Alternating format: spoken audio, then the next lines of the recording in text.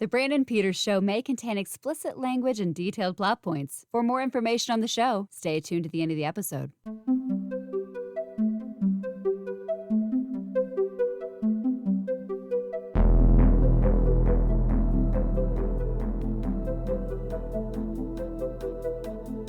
Hey, happy 4K Blues Day, everybody. Brought to you by wiseofblue.com. Here we are with another video companion to the audio podcast, which is part of the Brandon Peters Show, my podcast, which you can check out every week with new episodes. This 4K Blues Day is going to be the last one for 2 weeks. Next week for the Brandon Peters Show, we got something a little bit different in store for you, but Tuesday will be totally Blu-ray, and you're totally going to want to check it out. Totally. Same like Linda, like PJ Souls. Totally. So I can't say what it is just now. It's going to be a little bit of a surprise. Let's let this week pan out. But you're going to like it. So be back here, not for this, something different, something Blu-ray 4K. Yeah. So let's start with the winner of our digital giveaway for Wreck-It Ralph. And I have to announce, we have a two-time champion, Mr. Ron Brown. He's won again. Yes, you can win right now multiple times, especially when you're the only person who hashtag wrecked it Brandon. Okay, not a lot of interest here, but hey, Ron's happy. He now has set the bar. He's won not only twice, but 2 weeks in a row. So he's got a title in two areas.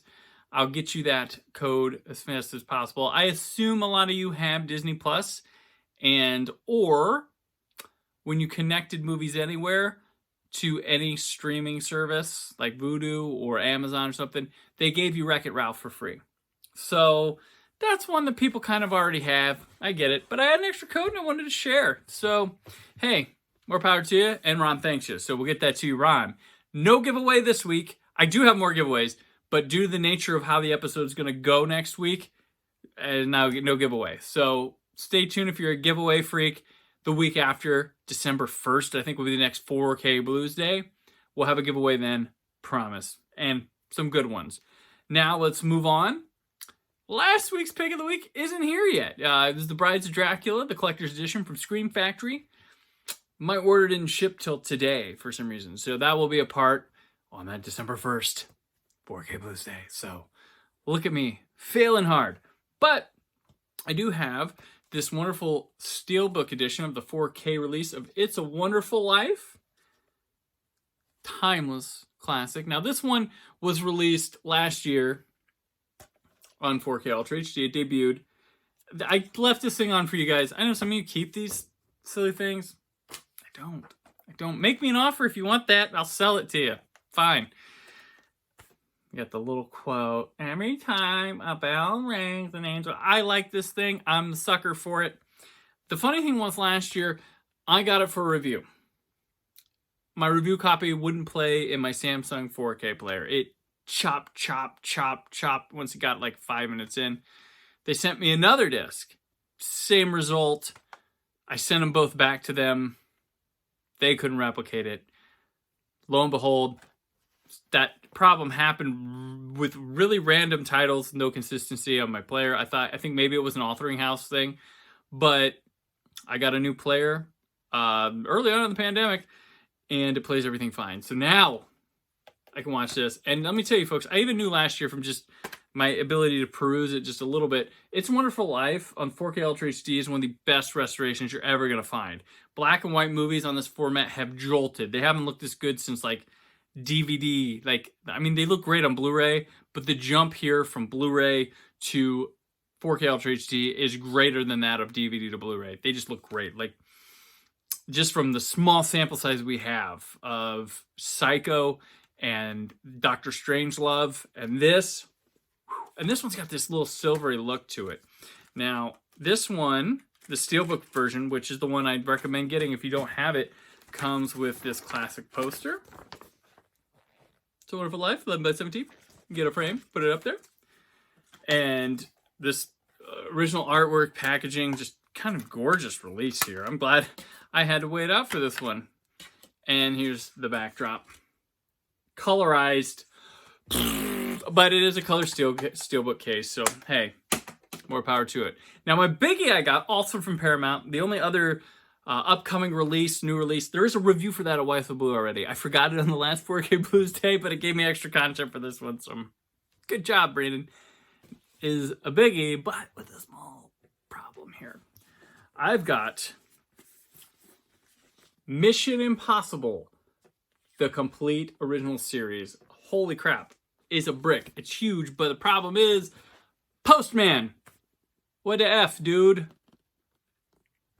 I like in review copies. I'm not even playing. I reported it to Paramount, but unfortunately they said these are limited and probably not going to help you out. So they tend to get like that, unlike Ronin Flicks or your Vinegar Syndromes, people that really get in on the customer service. This was not a deal, but granted, they probably didn't send a lot of these out, but you know what?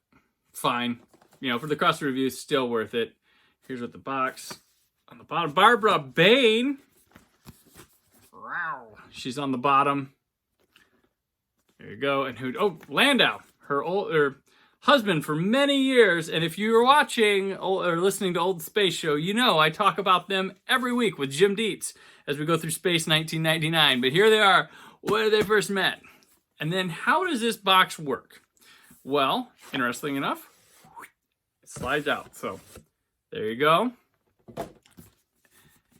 And we got a thing that holds all the seasons, this tray. Got more pictures.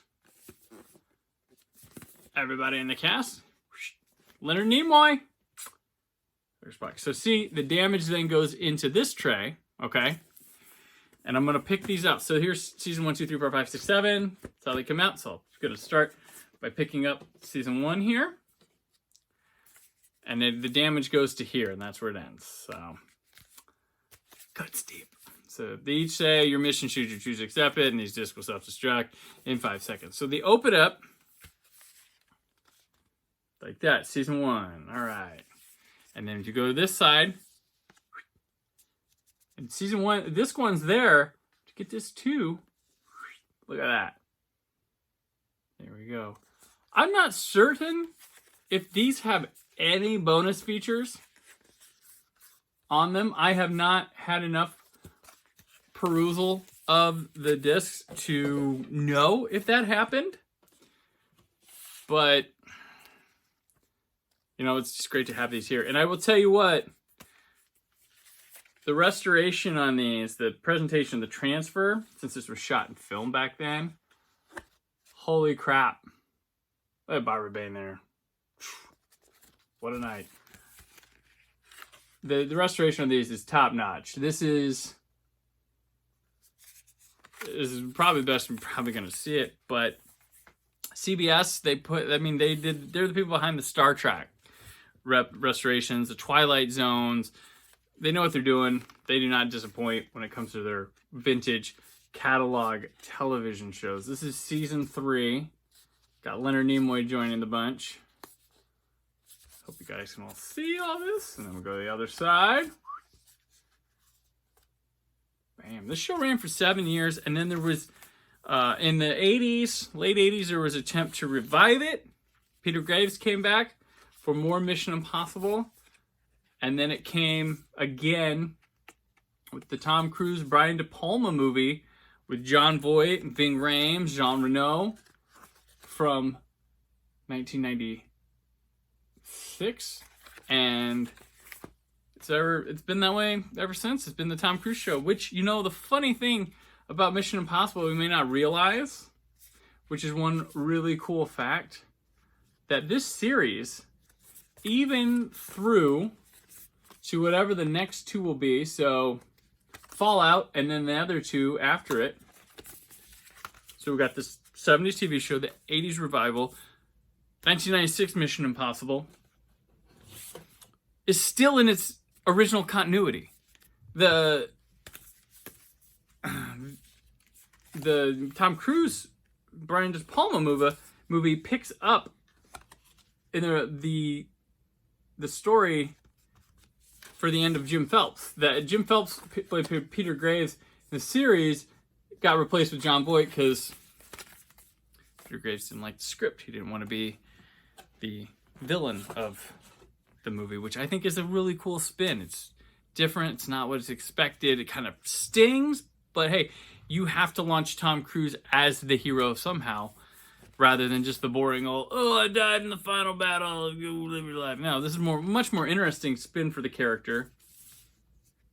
Very Mission Impossible-like. I truly dig it all. Like, the Tom Cruise movies are some of the best things to go see in a theater. It's season 7. And I love it. And this show is super fun, even today.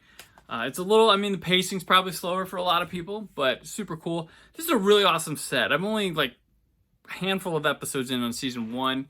And when I have to do these big TV season reviews, sometimes I can't get through the whole thing if I want to hit a deadline or get it out around release day. So I won't have seen the whole thing. I'll have perused each season pretty thoroughly by the time my review's up, but I want to just sit and watch it slow and watch it in order. But got to skip around a bit and then go back. I'm going to switch gears from Blu-ray for a second and plug a place I really like, and I pick up figures. And if you're a Doctor Who fan like myself, this is like the coolest spot to do it. Yes, there's action figures, but I love Eagle Moss. And they recently had a sale, like a 25% off sale with free shipping, because their shipping is a little bit expensive there. It turns $35 into 40, over 40 really fast. But they had some things on sale, and I've been watching, and I wanted to pick out, and I'll show it to you. But I got the 13th Doctor in her Spyfall James Bond outfit. Jodie Whittaker. Spyfall was badass. I loved it. I loved every second of it. And I dig Jodie Whittaker. I really love season 12, or series 12. Series 13 or series 11 was kind of, I think it was fine, but it was nothing spectacular. Series 12 really hit the mark for me. And I don't know if it's the 13th Doctor I like, or I just really love Jodie Whittaker, but she's tremendous. I like this outfit. Really fun spin on her costume. And then I also got, from a classic series, the first Romana, as them played by Mary Tam. So this is her from the Reboss Operation, which is the first story in season 16, which is the Key to Time season. So it's an entirely serialized season where the Doctor and K9 are joined by Romana, a female Time Lord from Gallifrey, who joins them on adventures, and she doesn't take a shit, and she's smart, and she's as adventurous, as handy as the Doctor. I really love her. She's one of my favorite companions, maybe my favorite. I don't know, Sarah Jane. There's a lot of good companions out there, but I really love Romana. And Romana they use to be kind of very stylish. She's got a very space fashion thing going on.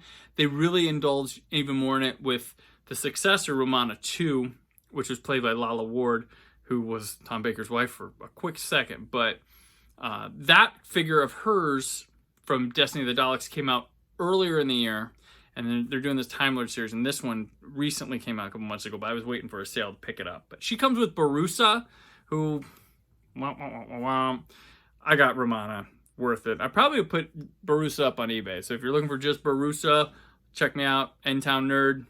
You can find it there. Next, back to Blu-rays. There's a Hitchcock set coming out, and it's got 4 in it. It's got The Wrong Man, which I have all the standalones for. It's another, 4 Hitchcock movies in a price for 1. That's great. It's also got Dial In for Murder, which I have the original 3D release, which it's a really cool depth of field looking. I actually saw this in the theater once on 35mm. Good stuff. Dial In for Murder. We also have I Confess. That one's going to be in it. All these worth your time, worth having. So if you don't care about having them individually, sorry about the disc being upside down there, pick it up now in that set. Putting 4 together. Suspicion. This was actually on my Blu-ray wish list one time. So was The Wrong Man and I Confess. All those were wish list titles in the early days. And guess what? Wish granted. Here we go. Pick of the week. Guess what? Tradition continues. I don't have it. The Hammer set. Didn't review it. I don't do Mill Creek. Also, I'm probably not going to have it for a while because I need to have something to put on the list for holiday gifts for me. So that Hammer film collection is going to be that. But I do have a couple of the 2-packs already that are in there. I've got this one, Revenge of Frankenstein, Curse of the Mummy's Tomb. Got those, and they just share a boring, basic Mill Creek disc. And then also the Gorgon and the Two Faces of Dr. Jekyll. These were really cheap upon release. I think they were like $10 or $8.99 when they came out. So that was a good deal for Mill Creek. My vintage pick of the week, here we are. One of my very first Region B lock titles that I could own and play, Silent Running. Is anybody a fan of this one? It's really cool. It's, if you like 2001 type aesthetic, type way it plays, it's a little more moving, got a little more emotion to it than 2001. It's got Bruce Dern, one of his signature roles. I'll get behind the disc here. It's a little picture of the space station. But it's about him, and his best relationships are with the robots on the ship, and he's trying to plant, and the other astronauts just aren't having his stuff. Let's get a little booklet with a real nice release.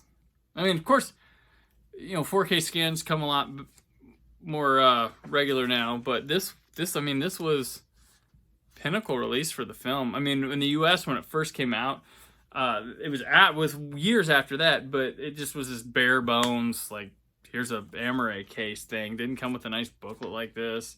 Just look at how cool that is. Really good pictures. Really nice material for the booklet, too. Good paper they used. Yeah, look at all this. It's really cool stuff. But yeah, Silent Running, it's a movie I recommend. Highly recommend the movie. And recommend getting the Arrow release. And if you want to pick up that one, it's fine.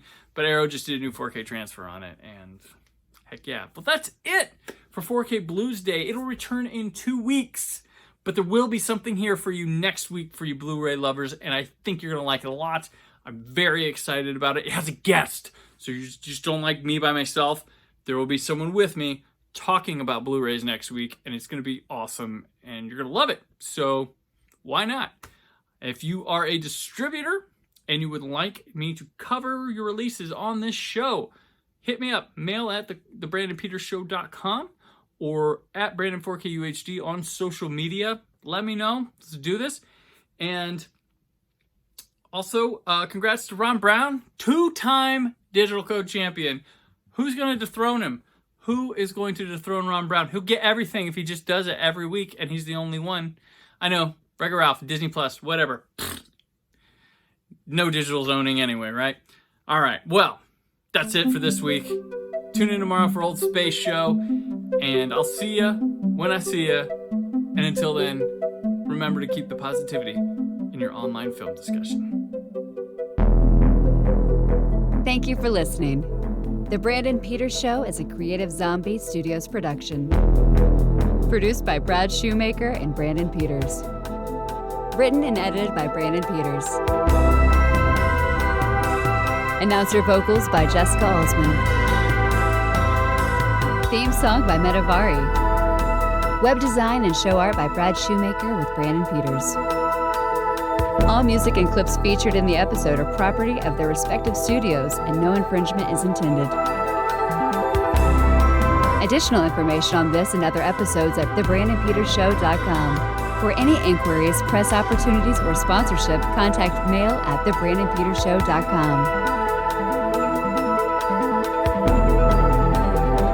The show is available on Apple Podcasts, Spotify, or anywhere podcasts are found.